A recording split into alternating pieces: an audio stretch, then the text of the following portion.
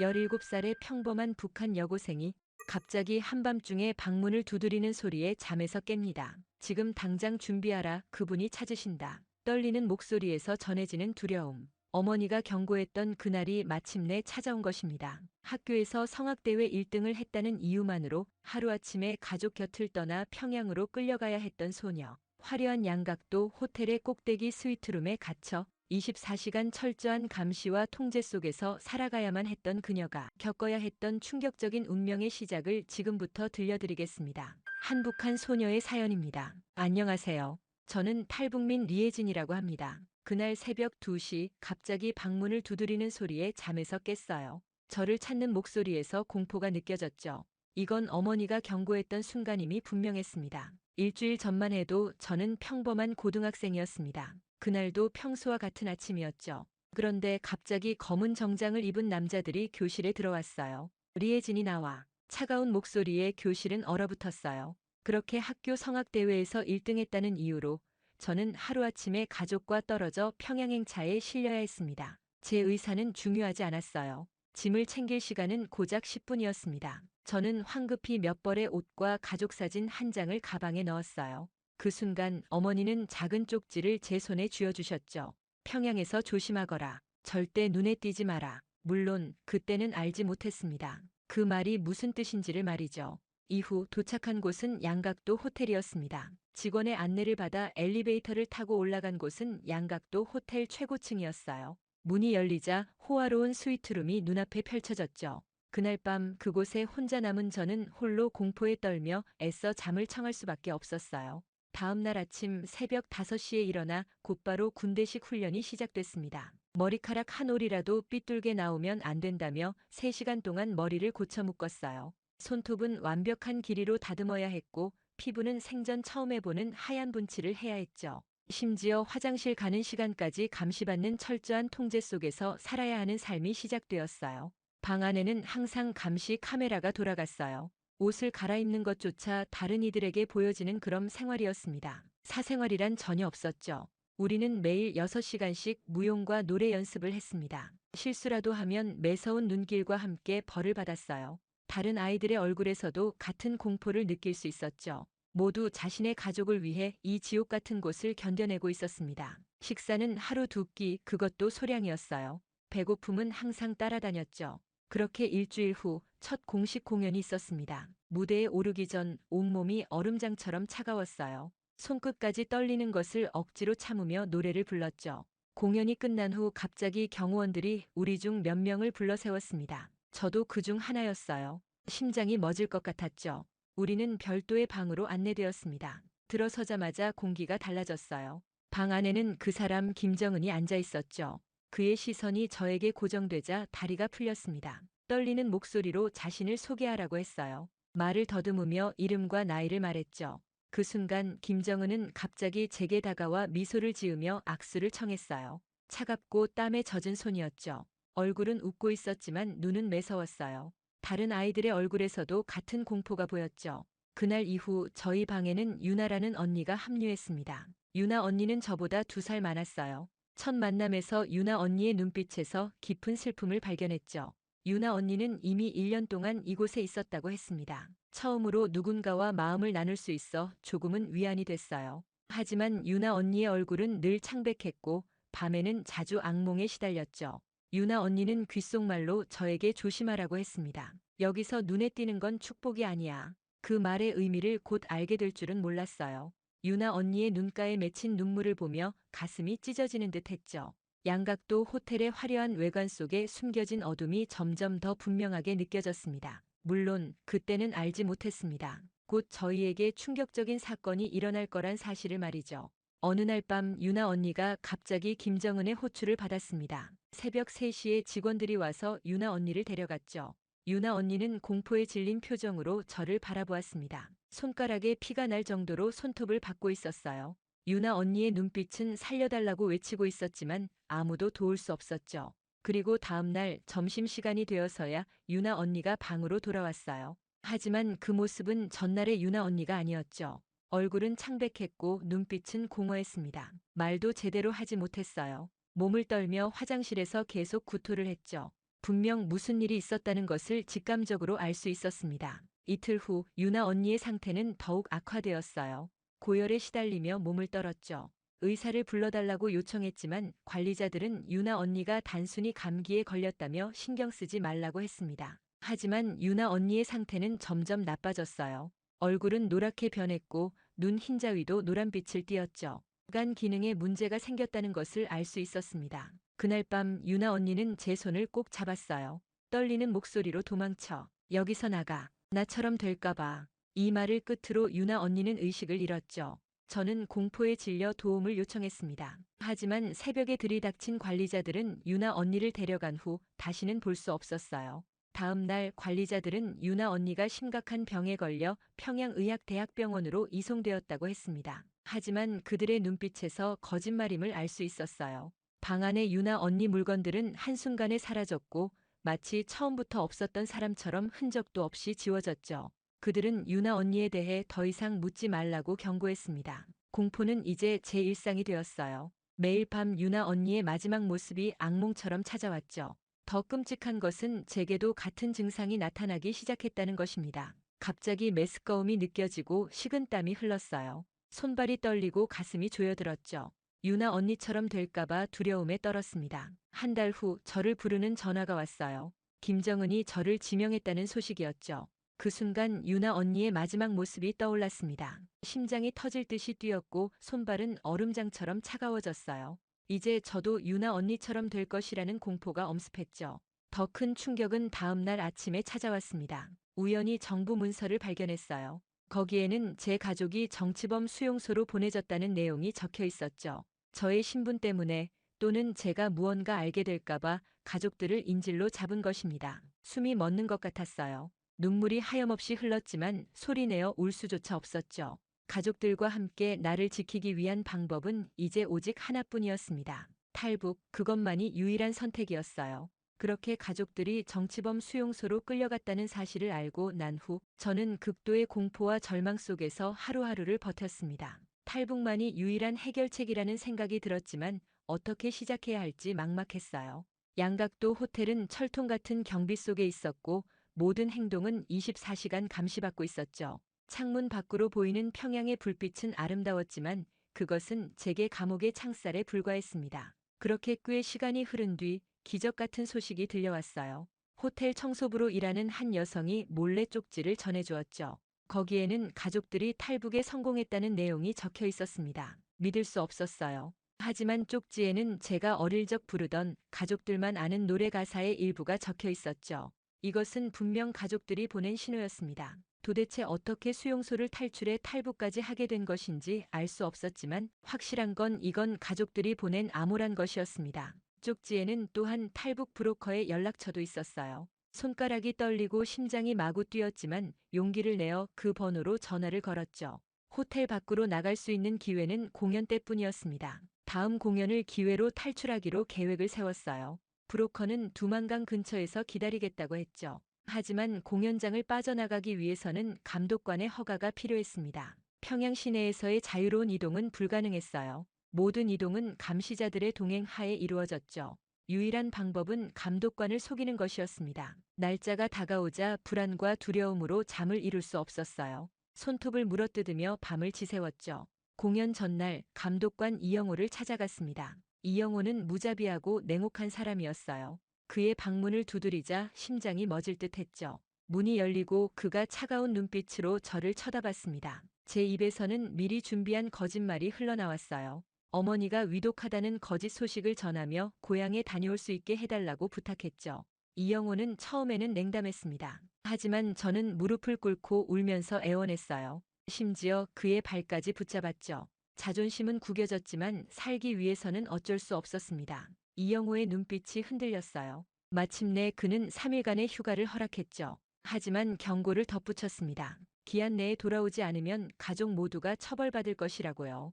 허가서를 받아든 순간 손에 식은땀이 흘렀습니다. 이제 계획의 절반은 성공했어요. 하지만 더 큰 위험이 기다리고 있었죠. 방으로 돌아와 모든 준비를 마쳤습니다. 탈출에 필요한 최소한의 옷가지와 어머니가 준 쪽지만 챙겼어요. 그날 밤은 한숨도 자지 못했죠. 창밖을 바라보며 내일 있을 일을 상상했습니다. 다음 날 아침 허가서를 들고 평양역으로 향했어요. 온몸이 떨렸죠. 기차표를 사기 위해 줄을 서는 동안 주변의 모든 시선이 저를 향하는 것만 같았습니다. 귀에서는 심장 소리가 크게 들렸어요. 땀으로 허가서가 젖을 정도였죠. 표를 사는 동안 손이 너무 떨려서 돈을 떨어뜨릴 뻔했습니다. 기차에 오르는 순간 누군가 제 이름을 부르는 것 같았어요. 심장이 멎는 것 같았죠. 천천히 뒤를 돌아보니 역 입구에 이영호가 서 있었습니다. 숨이 멎었어요. 그가 나를 의심한 걸까? 이미 내 계획을 알고 있는 걸까? 다리에 힘이 빠졌지만 어떻게든 자연스럽게 손을 흔들어 인사했죠.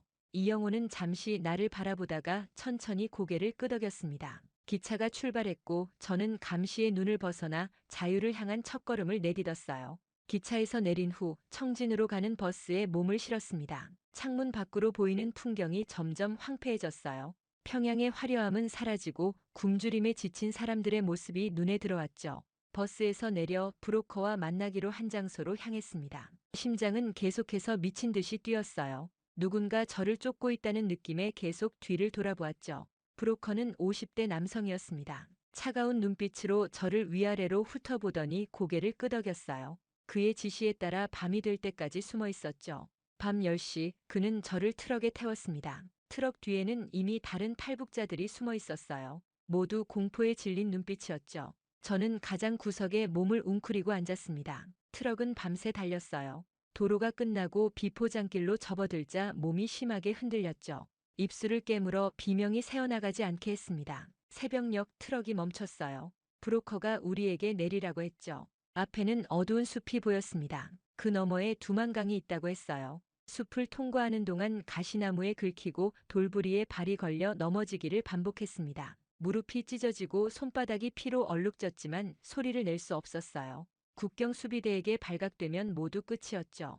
2시간의 행군 끝에 두만강에 도착했습니다. 강은 생각보다 넓었고 물살도 거셌어요. 브로커는 작은 고무보트를 꺼냈습니다. 하지만 모두를 태울 수는 없었어요. 일부는 수영해서 건너야 했죠.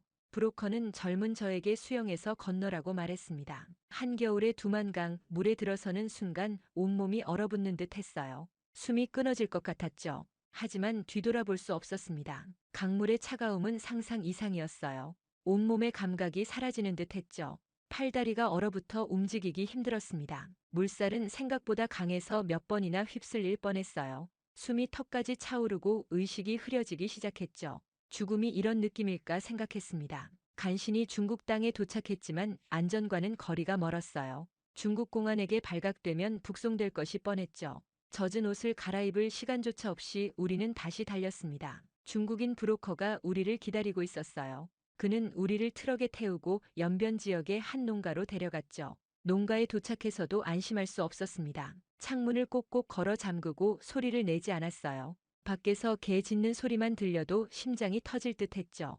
일주일 동안 그곳에 숨어 지내며 다음 행선지를 기다렸습니다. 음식은 하루 한 끼, 그것도 소량의 쌀밥과 김치가 전부였어요. 다음 목적지는 라오스였습니다. 중국에서 라오스까지 가는 여정은 더욱 험난했어요. 국경을 넘기 위해 산길을 따라 걸었죠.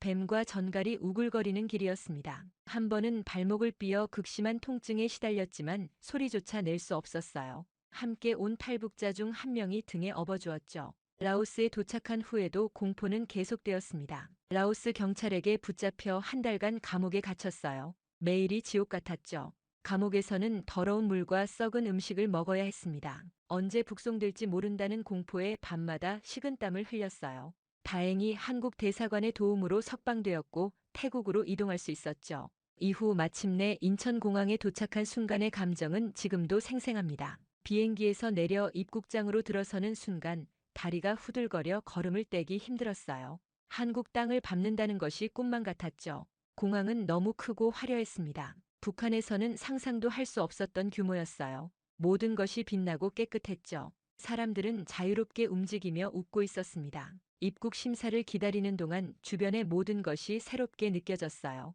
자동문이 저절로 열리고 닫히는 모습에 놀라 한참을 서서 구경했죠. 화장실에 들어갔을 때는 수도꼭지에서 물이 저절로 나오는 것을 보고 깜짝 놀랐습니다. 손을 대면 물이 나오고 떼면 물이 멈추는 것이 마법처럼 느껴졌어요. 국정원 직원들이 저를 맞이했습니다. 제가 탈북자라는 것을 알고 있었죠. 그들은 생각보다 친절했어요. 북한에서는 상상도 할 수 없는 일이었습니다. 관리들이 웃으며 대하는 것이 너무 낯설었어요. 그들은 저를 차에 태워 국정원 시설로 데려갔죠. 창밖으로 보이는 서울의 모습은 압도적이었습니다. 수많은 자동차와 높은 빌딩들, 현란한 간판들이 눈앞에 펼쳐졌어요. 국정원 시설에 도착한 후 조사가 시작됐습니다. 저는 북한에서의 생활과 탈북 과정을 상세히 진술해야 했어요. 유나 언니의 이야기, 김정은과의 만남, 평양의 실상을 모두 털어놓았죠. 조사관은 놀란 표정이었지만 침착하게 모든 내용을 기록했습니다. 다른 탈북자들의 이야기와 제 진술이 일치하는지 확인하는 과정이었어요. 조사는 2주 동안 계속됐습니다. 매일 아침부터 저녁까지 같은 질문이 반복됐죠. 처음에는 불안했지만 조사관들의 태도는 위협적이지 않았어요. 그들은 제게 충분한 음식과 깨끗한 옷을 제공했고 심지어 건강검진까지 해주었습니다. 북한 당국자들과는 완전히 달랐죠. 조사 과정에서 가장 힘들었던 것은 심리적 불안정이었어요. 밤마다 악몽에 시달렸고 작은 소리에도 깜짝 놀라 잠에서 깼죠. 북한으로 강제 송환될지도 모른다는 두려움이 항상 따라다녔습니다. 하지만 조사관들은 그런 제 상태를 이해해 주었어요. 심리 상담사를 연결해주고 안정을 찾을 수 있게 도와주었죠. 조사가 끝나고 저는 하나원이라는 탈북자 정착시설로 이동했습니다. 그곳에서 저는 처음으로 다른 탈북자들을 많이 만났어요. 모두 저와 비슷한 경험을 한 사람들이었죠. 서로의 이야기를 나누며 위로를 받았습니다. 북한에서는 자신의 생각을 말하는 것조차 두려웠지만 이곳에서는 자유롭게 대화할 수 있었어요. 하나원에서의 3개월은 제 인생에서 가장 특별한 시간이었습니다. 북한에서는 상상도 할 수 없었던 자유로운 세상을 그곳에서 처음 만났어요. 처음 며칠간은 적응하기 어려웠죠. 밤에도 불을 끄지 않고 잤습니다. 북한에서의 공포가 아직 몸에 남아 있었어요. 작은 소리에도 놀라 일어나곤 했죠. 하나원 선생님들은 이런 제 상태를 이해해 주셨습니다. 하나원에서 가장 놀라웠던 것은 자동문이었어요. 문 앞에 서면 저절로 열리는 것이 신기해서 수십 번을 왔다 갔다 했죠. 에스컬레이터도 처음 봤습니다. 처음에는 너무 무서워서 타지 못했어요. 선생님이 손을 잡아주셔서 겨우 탈 수 있었죠. 엘리베이터는 더 무서웠습니다. 움직이는 상자 안에 갇히는 느낌이 북한의 감옥을 떠올리게 했어요.